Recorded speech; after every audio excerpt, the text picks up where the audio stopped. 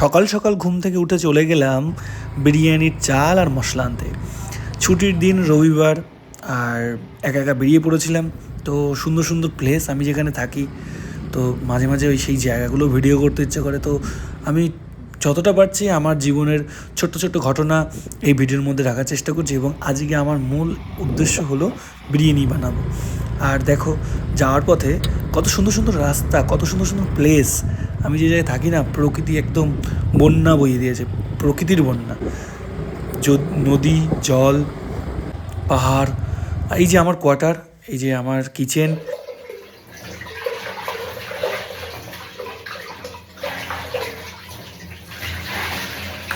বাসনগুলো মেজে নি, নাহলে রান্নাটা হবে কি করে?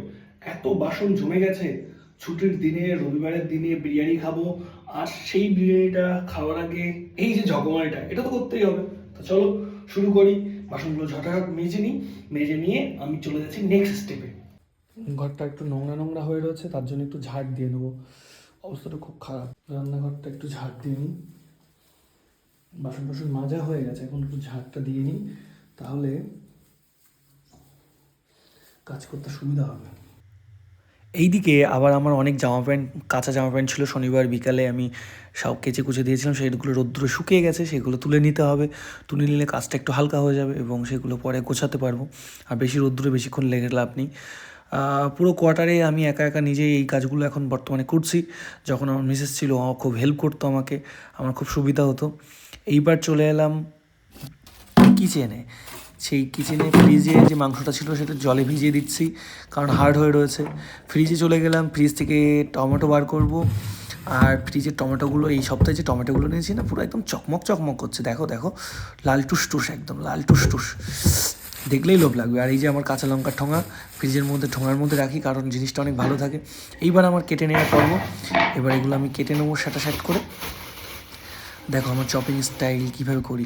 প্রথমে এই লঙ্কাগুলোকে বার করে নিয়ে একটু ধুয়ে নেবো, তারপর আস্তে আস্তে এগুলোকে একটা থালার উপরে আমি ছাড়িয়ে ছাড়িয়ে পরিষ্কার পরিচ্ছন্ন করে রাখবো। কাজ পরিপাটি করলেই ভালো। এই যে আমি দেখো গোটাগুলোকে ছাড়িয়ে নিচ্ছি, ছাড়িয়ে নিয়ে এইবার এইগুলোকে একটা সাইড করব। আর তার পাশাপাশি টমেটোগুলো একটু জলে ধুয়ে নিলাম, জলে ধুয়ে এটাকে চপিং করব। এবার একটু ভিডিওটাকে স্পিড বাড়িয়ে দিলাম, যাতে করে তো আমাদের একটু বোরিং না হয়। অলরেডি একটা খাবার মেকিং করার পদ্ধতি পুরোটা লাইফস্টাইল দেখাতে গেলে অনেক দেরি হয়ে যায়। তো টমেটোগুলো আমি ছোটো ছোটো করে একটু টুকরো টুকরো করে কেটে নিলাম। এবার নিয়ে নিলাম আমি পেঁয়াজ কাটটা তো ভীষণ কষ্টের, বাপরে বাপ, চোখে শুধু জল বেরিয়ে যায়। দেখো আমার চপিংটা ফাটাফাট, ভালোই চপিং করি না? দেখো, কমেন্ট করবে কিন্তু তোমরা, জানাও কিন্তু। হ্যাঁ, আমার চপিং স্টাইলটা আমি হোমমেড ভিটাই করছি। এদিকে আবার আমার আরেকটা কাজ বাকি রয়ে গেছে। এই যে মাংসটা জমে রয়েছে জলের মধ্যে, ছাড়াচ্ছে না। আর এই যে চামড়া থাকে না, এই এখানে চিকেনের চামড়া থাকে। তো আমি আগেই বাজার থেকে চাল নিয়ে চলে এসেছিলাম, বাসমতি চাল। সেটা আমি আমার দুবেলা খাবো, সেই পরিমাণ মতন এটা দেবো। আর এর মধ্যে নিয়ে এসেছিলাম তেজপাতা আর সোহানা মশলা। সোহানা মানে বিরিয়ানি মশলা। এই মশলাটা আমাদের ওইদিকে তেমন দেখতে পাওয়া যায় না, ওখানে এভারেস্টে পাওয়া যায়। এই মশলাটা একদম গোটা মশলার মতন, একদম অরিজিনাল। এটা ইউজ যে ইউজ করবে একবার বুঝতে পারবে। আমি কোনো কোম্পানিকে প্রমোট করার জন্য বলছি না, অ্যাকচুয়ালি এটা ভালো কোম্পানি। আর এই চালটা এখন বসিয়ে দেবো। শুধু বাসমতি চাল বসালে হবে না, তার মধ্যে একটু নিয়ম আছে, সেটা কিছুই না। আমি আমার পরিমাণ মতো চাল দিয়ে দিচ্ছি। 1 কাপ, 2 কাপ, বিরিয়ানি হলে একটু বেশি খেতে ইচ্ছে করে, 2 কাপে হয়ে যায় আমার, কিন্তু আমি 3 কাপ দেবো, একটু বেশি করে, 3 কাপের থেকেও একটু বেশি দিলাম। হচ্ছে এখান থেকে ডাইরেক্ট এই জলটা ইউজ করবো। গ্যাস জ্বালানো শুরু হয়ে গেল। এবার আমি যে ভাতটা চালটা দিয়েছিলাম এটা বসিয়ে দেবো। এইবার একটা কাজ আছে আমার, সেটা করতে হবে, দেখাচ্ছি। দেখো বিষয়টা, আমার ঘরে গরম মশলা সমস্ত পার্টি থাকে। আজকে এলাইচিটা ফুরিয়ে গেছে, দারচিনিটা আছে, দারচিনিটা আমি দিয়ে দেবো, এলাইচি দেবো, তেজপাতা দেবো। এই চলে গেল দারচিনি, আর দুটো টুকরো আছে, আমি দিয়ে দিই। 2-3টে তেজপাতা দিয়ে দিলাম। ভাতের মধ্যে এটা দিয়ে দেবো। আর দিয়ে দেবো 4-5টা এলাইচি, এলাইচি না, এটা লবঙ্গ, সরি, যেটা আমার নেই। ঘরে ইলাইচিটা নেই। আরেকটা জিনিস দিতে হবে, তোমরা যারা ভিডিওটা পুরোটা দেখবে তারা অবশ্যই বলবে এই যে আমি তেলটা দিলাম, এই যে ভাত করার সময় যে তেলটা দিয়ে দিলাম, অ্যাকচুয়ালি রিফাইন তেল দিলেও ভালো হয়, তো আমি সর্ষের তেল দিয়ে দিলাম, নেই আমার ঘরে যেটা আছে তো সেটা দিয়ে করতে হবে। তো তেল দিলে কি কাজ হয় তোমরা কি জানো সেটা আমাকে জানাবে কিন্তু কমেন্ট করে। তেলের ভাতের মধ্যে এই যে বিরিয়ানি বানানো হবে, ফ্রাইড রাইস বানানো হবে, তেলটা কেন ইউজ করে সেটা আমাকে বলতে হবে। এইবার দেখো আমার সমস্ত কাটাকাটি কমপ্লিট হয়ে গেছে, টমেটো আলু পেঁয়াজ কেটে নিয়েছি, কিন্তু আদা রসুনের পেস্ট কোথায় তোমরা বলবে হয়তো, কারণ আমি তো আর এখন মিক্সচার মেশিনে করতে গেলে দেরি হয়ে যাবে, তাই রেডিমেড আদা রসুনের পেস্ট আমি কিনে নিয়ে এসেছি। এবং অনেক রকম মশলা আছে, তো এই কৌটো ভর্তি বিভিন্ন রকম গোটা মশলা আছে, লং আছে, এলাইচি আছে, বড় এলাচ আছে, কালো এলাচ আছে, অনেক রকমের জিনিস আছে। তো মশলা দেখাতে দেখাতে শেষ হয়ে যাবে, কারণ বিরিয়ানি জিনিসটা এমনই সব মশলার খেল। তো এইবার এইটাকে আমি আলুটাকে হলুদ লবণ মাখিয়ে একটু ভেজে নেবো। আর এদিকে মাংসটা জলে অলরেডি দিয়ে রেখেছিলাম, এটা অলরেডি বরফটা গলে গেছে, ফ্রিজ থেকে বার করা ছিল, আগেই বলেছি। একা একা ভিডিও করা আর কাজ করা খুব কঠিন, দেরিও হয় অনেক। দেখো হলুদ লবণ মাখিয়ে নিয়েছি, মোটামুটি সবই রেডি। এবার আমি রান্নার দিকে একটু হালকা এগোবো, একটু পাট করে আমি অল্প অল্প করে দেখানোর চেষ্টা করবো। এবার একটু আলুগুলো ভেজে নেবো লাল লাল করে। উফ, চড়বড় করলে একটু সুন্দর না লাগে দেখতে। লাল লাল করে আলুগুলো ভেজে নেবো একটু, তারপরে এটাকে তুলবো।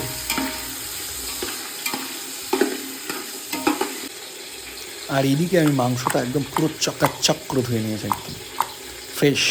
এদিকে ভাতটাও হয়ে উঠেছে, ভাতটা আরেকটু হবে, আরেকটু ফুটিয়ে নিই। পাশাপাশি আমি এদিকে এই কাজগুলো শুরু করে ফেলি। পেঁয়াজটা দিয়ে দেবো প্রথমে, লাল লাল করে একটু ভাজাবো, ভাজিয়ে পেঁয়াজটা দেবো, টমেটো দেবো, দিয়ে একটুখানি ঢাকনা দিয়ে ঢেকে রেখে দেবো। তাহলে কী হবে, বেশ গ্রেভিটা ঠিক হবে, মানে গ্রেভিটা একটু জুসি জুসি হবে, আর রসটা তৈরি হবে। আর যত স্পাইসি খেতে চাইলে, টেস্টি খেতে চাইলে একটু সময় তো দিতেই হবে। এবার এটা হতে থাকুক। এখানে অনেক গুঁড়ো মশলা আছে, আমি কী ইউজ করবো, কারি পাউডারটা একটু ইউজ করবো, হলুদ ইউজ করবো, চিকেন মশলা ইউজ করবো, ধনিয়া পাউডার ইউজ করবো। এটা সবজি মশলা, এটা আর ইউজ করবো না। এখানে যে চিকেন মশলাটা, এটা টেম্পারটা অন্যরকম। এখন প্রসেসিং চলছে, আমি মশলার সব প্যাকেট কেটে রেডি করেছি, গোটা মশলা সব দিয়ে দিয়েছি। আর এদিকে একটুখানি আদা রসুনের পেস্টটা দিয়ে দিচ্ছি, কারণ ততক্ষণ একটু টমেটো আর পেঁয়াজটা সেদ্ধ হয়ে উঠেছে। অনেক রকম মশলা ব্যবহার করেছি, আর এটা অনেক পাতলা হওয়ার কারণে শুধু লেগে যায়। আমি একটু পরেই দিই, কারণ নাহলে হাঁচি হয়, রান্নাঘরে টেকা যাবে না, ওই জন্য একটু দেরিতে দিই আমি। আগে যে একটু ভাজা হয়ে যায়, কালারটা ভালো থাকে, পরে দিলে কালারটা ভালো থাকে, নাহলে ভাজা হয়ে গেলে কাঁচা লঙ্কা যে কালারটা সেটা থাকে না। এবার আমি সেই মেন মশলায় চলে যাবো, সোহানা মশলা। এই বিরিয়ানি মশলা এক কাজে সব কাজ হয়ে যাবে। পুরোটা লাগবে না, কারণ আমি 500 কেজি মাংস, আধা কেজি মাংস, 500 গ্রাম মাংস রান্না করছি, তো বেশি প্রয়োজন নেই, অল্প দিয়ে হয়ে যাবে, দুবার খাওয়া যাবে এক প্যাকেট। অনেক কিছু মশলা দিয়ে দিয়েছি। এইবার সেই মেন জিনিস চলে যাচ্ছে, ঝরে ঝরে পড়ছে। মাংসটা পরিষ্কার করে কেমন চাকাচাক বানিয়েছি দেখো। মাংসটা একটু কষিয়ে নেবো, কষিয়ে নিয়ে তারপর আধা ঘন্টা মতো রান্না করার পর, আলু আছে, আবার আলুটা দিতে হবে। আলুটা এখন দিয়ে দেবো না একটু পরে দিই, কারণ ভাজা রয়েছে না, একটু পরে দিয়ে দিই। ততক্ষণ একটু কষিয়ে নিই ভালো করে যত কষানো কথায় আছে, যত কষাবে তত মজা। ঢেকে দেবো একটু জল দিয়ে হালকা সামান্য। দেখো প্রায় আমার মাংস ফুটে উঠেছে, এখন সেই লোভ ব্যাপারটা আসছে না। এরকম দেখতে, কিন্তু দেখলে খেতে ইচ্ছা করে। গ্রেভিটা একটু টাইট হোক ততক্ষণ, আমার আলাদা কাজগুলো মিটিয়ে নিই, গ্রেভিটা একটু টাইট হতে থাকুক ততক্ষণ। চেক করবো, টেস্ট করে বলবো কেমন হয়েছে। বিরিয়ানির জন্য প্রপার মাংস রেডি হয়ে গেছে, একটু গ্রেভিটা শুকিয়ে নিয়েছি, নাহলে বেশি রস থাকলে ভালো লাগবে না।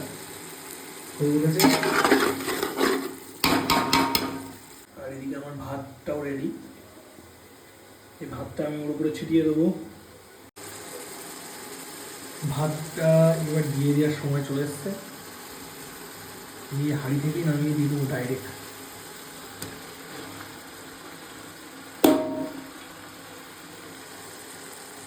দিয়ে যেটাকে বলে বিরিয়ানির দমটা দেবো। তার আগে একটু রাইসটা একটু মেল্ট করে দিই। রাইসের তুলনায় চিকেন বেশি হয়ে গেছে মনে হচ্ছে নাকি। ব্যাস, একটু দম দিয়ে দেবো।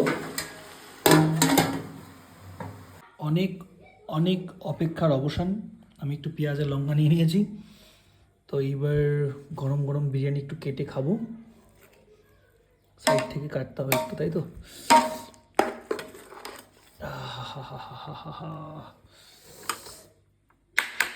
চিকেন পড়েনি এখনো।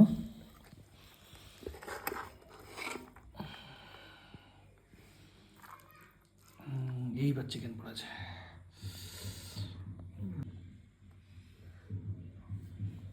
আর একটু নিয়ে নেবো, একটু তলায় ধরে গেছে হালকা। এদিকে তো সব আলুই দেখছি। চিকেন কই? চিকেন কোথায় তুমি? মাংস পুরো নরম তুলতুল হয়ে গেছে। এখন শুধু খাওয়ার পালা। হাম হাম করে খেয়ে নেবো।